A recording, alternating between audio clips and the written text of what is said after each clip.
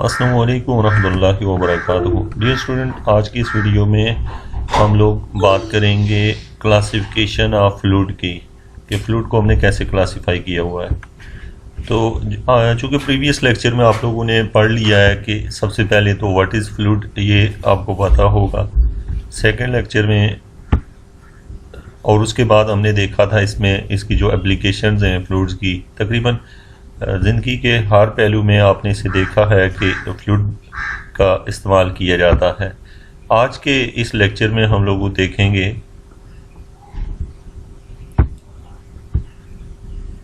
कि classification of fluid, देखेंगे कि फ्लूइड को कैसे क्लासिफाई किया गया है।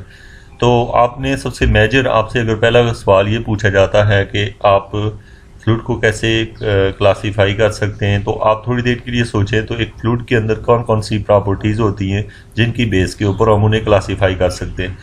अगर आप दो डिफरेंट टाइप के फ्लूइड लें, जैसे कि एक फ्लूइड जो है वो वाटर है, दूसरा फ्लूइड जो है वो पेट्रोल है, तो इन दोनों में आपको एक चेंज लगेगा। जो वाटर है, अगर आप उसे सरफेस पे जो है अगर वो मूव कर रहा है तो उसका थोड़ा पैटर्न डिफरेंट होगा, पेट्रोल का डिफरेंट होगा। दूसरा ये कि एक जो है वो अगर आपने गिराया तो वो काफ़ी टाइम तक मौजूद रहेगा, और दूसरा जो पेट्रोल है वो जल्दी से वेपराइजेशन की शेप में आ जाएगा। इसके साथ साथ इसका मतलब है कि फ्लूइड्स जो है, इस तरह आप टूथपेस्ट ले लें तो उसकी अपनी करैक्टरिस्टिक्स होंगी।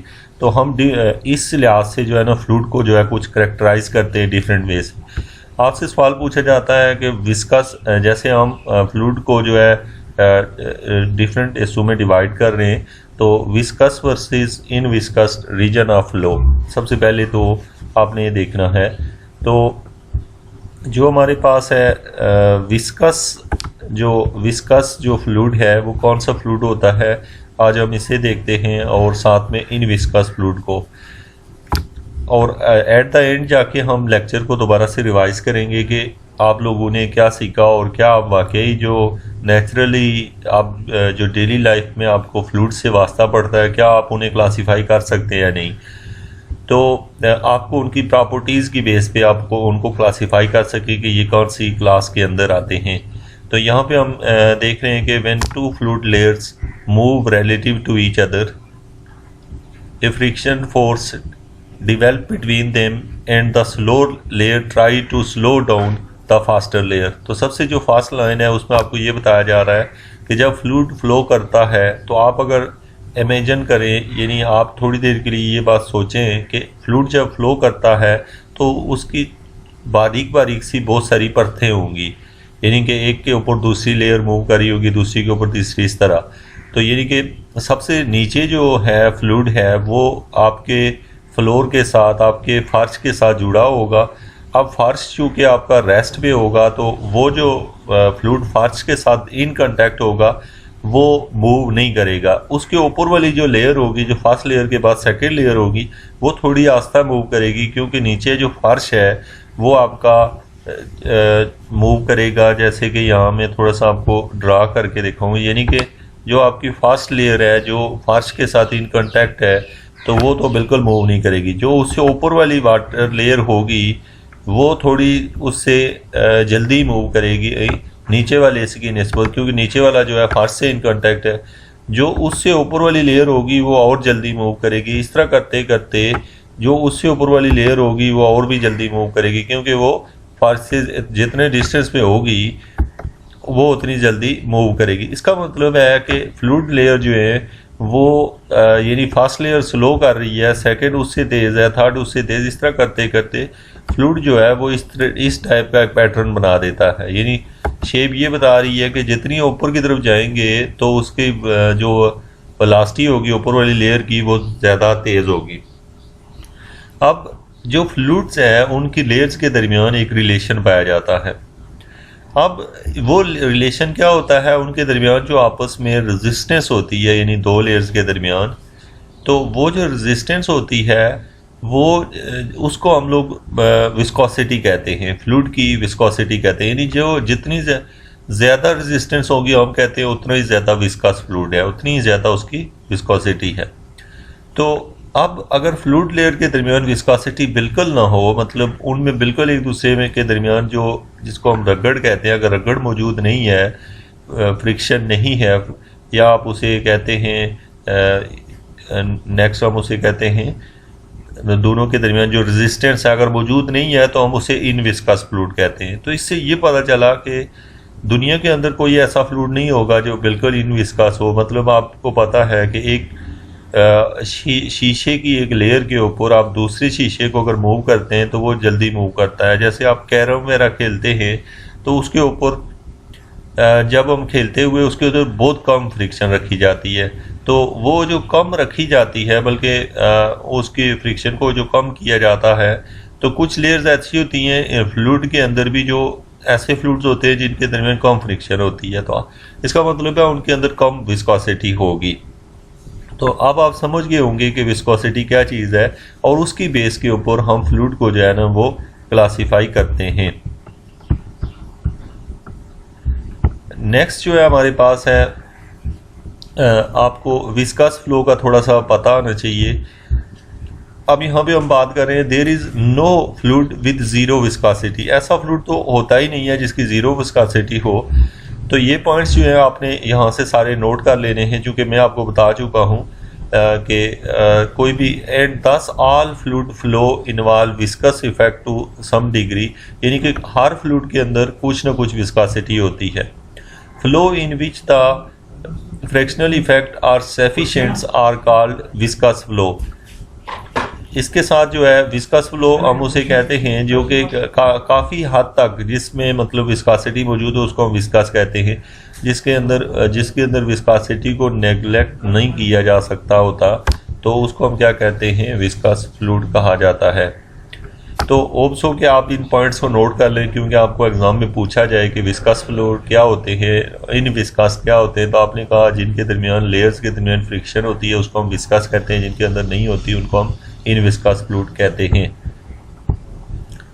अब हम चलते हैं, और एक तो ये क्लासिफिकेशन आपने याद रखनी है कि विस्कस फ्लूइड और इन विस्कस फ्लूइड की क्लासिफिकेशन। यहाँ पे आपको ये दिखाया गया है दो फ्लूइड ने, ऊपर वाला इन विस्कस एक्सटर्नल फ्लो, देखें इसका जो इन विस्कस एक्सटर्नल फ्लो और उसकी जो फ्री स्ट्रीम है वो दिखाई गई है, और नीचे जो है ये भी इन विस्कस है external flow.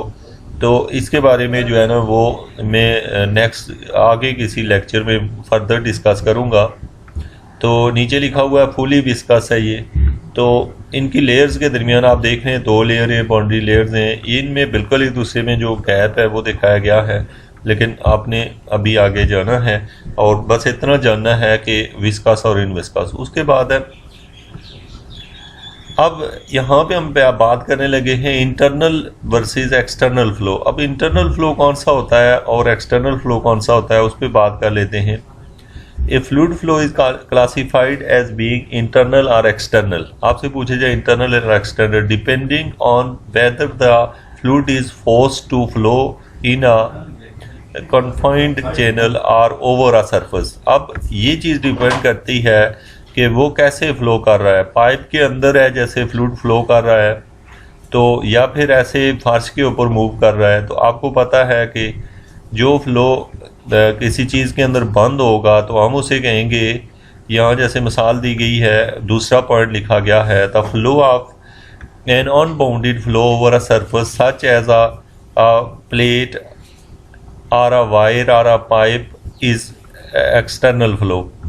The flow in a pipe, अब ये नहीं कि आपको पहले में ये बताया गया कि जैसे फ्लूइड मूव कर रहा है पाइप के बाहर कर रहा है या फिर वो फर्श के ऊपर मूव कर रहा है, यानी किसी सीधी जगह पे मूव कर रहा है जिसके गिर्द कोई होल नहीं है, तो उसको हम एक्सटर्नल फ्लो कहते हैं। और वो अगर पाइप वगैरह के अंदर फ्लो कर रहा हो तो उसको हम इंटरनल फ्लो कहते हैं। तो अभी तक आपने क्लासिफिकेशन में दो क्लासिफिकेशन पढ़ ली हैं।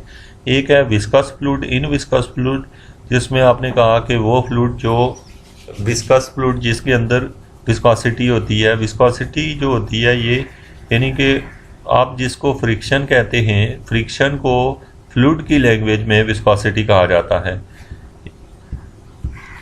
उसके बाद जो है यहाँ पे उसके बाद कंप्रेसिबल और इनकम्प्रेसिबल फ्लो क्या होता है। यहाँ पे पॉइंट्स हैं, आप इन्हें नोट कर लें, कम से कम दो पॉइंट्स आपको लिखने आते हूँ आरे के बारे में। तो कंप्रेसिबल फ्लूइड वो होते हैं जिनको हम दबा सकते हैं यानी कंप्रेस कर सकते हैं, और ऐसे फ्लूइड जिनको नहीं कंप्रेस कर सकते उसको हम इनकम्प्रेसिबल फ्लूइड कहते हैं। अब फ्लूइड में जैसे गैसेस आ गई, गैसेस को हम कंप्रेस कर सकते हैं, लेकिन जैसे लिक्विड फॉर्म में अगर फ्लूइड है तो फिर उसको कंप्रेस नहीं किया जा सकता। तो आपको पता हो कि फ्लूइड जो हैं वो कंप्रेसिबल कैसे होते हैं और इनकम्प्रेसिबल किस तरह होते हैं। उसके बाद यहाँ पे कुछ दिया गया है कि जो आपने गैसेस को है उसको हम कैसे कंप्रेस कर सकते हैं और जो लिक्विड है उसको। अब उसके बाद हम क्लासिफिकेशन में हमने 3 तरह के पॉइंट्स पढ़े हैं। एक तो विस्कस, इनविस्कस, ओपन फ्लो और हमने एक्सटर्नल और इंटरनल फ्लो देखा। और उसके बाद हम लोगों ने एट द एंड जो है वो हमने देखा है कंप्रेसिबल और इनकम्प्रेसिबल फ्लूइड को देखा है। यहाँ पे हम बात करते हैं क्लासिफिकेशन ऑफ फ्लूइड फ्लो में। हमने मज़ीद जो है अब फ्लूइड को हम इस तरह क्लासीफाई करते हैं। आप यहाँ पे 3 फिगर देख रहे हैं, एक है लेमिनार, एक है ट्रांसलेशनल और एक है टर्बुलेंट। अब यहाँ पे इसका मतलब है जब फ्लूइड मूव करता है तो उसको हम 3 हिस्सों में डिवाइड कर लेते हैं। एक ये होता है लेमिनार, लेमिनार में इनके बिल्कुल एक स्टेट जा रहा है फ्लूइड, उसको स्टडी करना बहुत आसान होता है। और दूसरे नंबर पे हम बात करते हैं ट्रांसलेशनल और तीसरे नंबर पे टर्बुलेंट। अब आप जैसे कि एक बंदा जो है वो सिगरेट पी रहा है तो शुरू में जो ही उसका वो जो धुआं होता है, जब वो सिगरेट से जो निकले वाला धुआं है वो शुरू में लेमिनार होता है। थोड़ी देर के बाद वो थोड़ा थोड़ा इधर उधर जो है रेंडमली मूव करता है थोड़ा बहुत, उसको हम ट्रांसलेशनल कह रहे होते हैं। और उसके बाद जो है ना वो बिल्कुल गड़बड़ करना शुरू कर देता है, जिसको स्टडी करना बहुत ही मुश्किल है, तो वो टर्बुलेंट शेप इख्तियार कर लेता है। तो आपको देख के पता हो कि कौन सा जो फ्लूइड है वो लेमिनार है, कौन सा जो है वो टर्बुलेंट है। अब आपने अपनी वर्डिंग में क्या लिखना है, तो सबसे पहले लेमिनार को आपने लिखना है कि वो a highly order fluid motion characterised by the smooth layer of fluid is called laminar. यानी कि जिसकी स्मूथ लेयर ऑफ फ्लूइड होगी उसको हम लेमिनार कहेंगे। उसके बाद है the flow of high viscosity fluid such as oil at low viscosity is. जब जैसे ऑयल फ्लो कर रहा है उसके आगे कोई रुकावट नहीं है तो वो आपको लेमिनार शेप देगा। जो हाईली डिसऑर्डर होगा, मतलब जिसकी कोई समझ नहीं आ रही होगी किधर मूव कर रहा है, तो फिर हम कहते हैं कि ये क्या है, टर्बुलेंट फ्लो है। अब जैसे जो गैस है एक सिलेंडर के अंदर मूव कर रही है तो उसका कोई फ्लो नहीं है, कोई कहीं जा रही है कोई कहीं जा रही है, तो ये भी एक टर्बुलेंट है। जबकि टर्बुलेंट और लेमिनार के दरमियान, जैसे मैंने आपको सिगरेट के धुएं की एग्जांपल दी है कि वो क्या करता है कि शुरू में बिल्कुल सीधा होता है, उसको हम लेमिनार कहते हैं। फिर थोड़ा थोड़ा वो बेंड होना शुरू हो जाता है, थोड़ा चेंजिंग आती है, उसको हम ट्रांसलेशनल, और थर्ड पे जो है ना उसे टर्बुलेंट का नाम देते हैं। और साथ साथ ये पॉइंट नोट कर लीजिएगा ताकि आपको क्लासिफिकेशन में जब एग्ज़ाम में पूछा जाए तो आप उसे अच्छे तरीके से कर सकें। तो यहाँ पे है a flow that alternate between being laminar and turbulent is called translational flow कहा जाता है। यानी लेमिनार भी ना हो, टर्बुलेंट भी ना हो। उसका अब हम बात करते हैं यहाँ पे क्लासिफिकेशन में, एक है नेचुरल वर्सेस फोर्स फ्लूइड। अब होता है यानी कि नेचुरल एक फ्लो करता होता है फ्लूइड और एक होता है फोर्स फ्लूइड। नेचुरल फ्लूइड को हम ऑन फोर्स भी कहते हैं, यानी कि खुद ब खुद फ्लूइड का फ्लो करना, या फिर आप खुद उसे फोर्स लगा के, यानी आप मोटर के थ्रू पानी जो है वो फ्लो करवा रहे हैं, या फ्लो जो है वो आपके फर्श के ऊपर पड़ा हुआ फ्लूइड एकदम से खुद फ्लो कर रहा है। तो ये 2 तरह के फ्लूइड हुए। लेकिन होता ये है कि नेचुरल फ्लूइड भी किसी वजह से मूव कर रहा होता है, उसके अंदर भी कोई वजह होती है जिसकी वजह से वो फ्लूइड फ्लो करता है। अब आपको फ्लूइड को देख के पता चल जाए कि ये नेचुरल फ्लूइड नेचुरली मूव कर रहा है या फिर फोर्सली कर रहा है। तो यहाँ पे देखें तो ये पॉइंट्स आपने नोट डाउन कर लें। A fluid flow is said to be natural और force depending on how to fluid motion is initiated. यानी कि जो शुरू हो रही है फ्लूइड मोशन वो कैसे इनिशिएट हो रही है। In force flow a fluid is force to flow over a surface और in a pipe by a external means such as the pump और अ फैन। यहाँ पे हम ये बात कर रहे हैं कि यानी कि आपने मोटर लगा के अगर पाइप के अंदर फ्लूइड फ्लो करवा रहे हैं तो दैट्स मीन कि आपने फोर्स किया है। लेकिन नेचुरली कैसे होगा? Any fluid motion is due to the natural mean such as the buoyancy effect which, जो आपको पता है कि जब फ्लूइड्स को हम रखते हैं एक सरफेस के ऊपर पड़ा हुआ है तो उसके ऊपर जो है ना कोई ना कोई एक हवा की एक लेयर होती है या फिर उसके ऊपर जो टेम्परेचर होता है उसके इफ़ेक्ट की वजह से मूव हो रहा होता है। तो यानी कि कोई ऐसे नेचुरल वे से जिसमें आपने कोई मशीन का इस्तेमाल नहीं किया या आप उसे फोर्सली मूव नहीं करवा रहे, तो वो जो है उसको हम लोग कहते हैं कि ये जो फ्लूइड है ये नेचुरल फ्लो है। जैसे कि आपने फर्श पे जो है ना वो फ्लूइड को अगर गिर जाता है, पानी गिरा तो वो थोड़ा सा मूव करेगा, तो वो जो है ना नेचुरली फ्लो करता है। इसके ऊपर हम डीपली भी डिस्कस करेंगे आगे जाके, चूँकि हमने तमाम तरह की। उसके बाद आ जाता है, आपसे पूछा जाए कि एक होता है स्टडी और दूसरा होता है अनस्टडी फ्लो। आपसे कहा जाए स्टडी फ्लो क्या होता है, तो ऐसा फ्लो जिसके अंदर टाइम की इन्वॉल्वमेंट ना हो, मतलब फ्लूइड फ्लो कर रहा है और उसके साथ आपने टाइम को ना देखें। मीन के आप ये कर लें कि उसके अंदर टाइम वाली टाइम को निकाल दें तो आप उसे स्टडी फ्लो कहते हैं।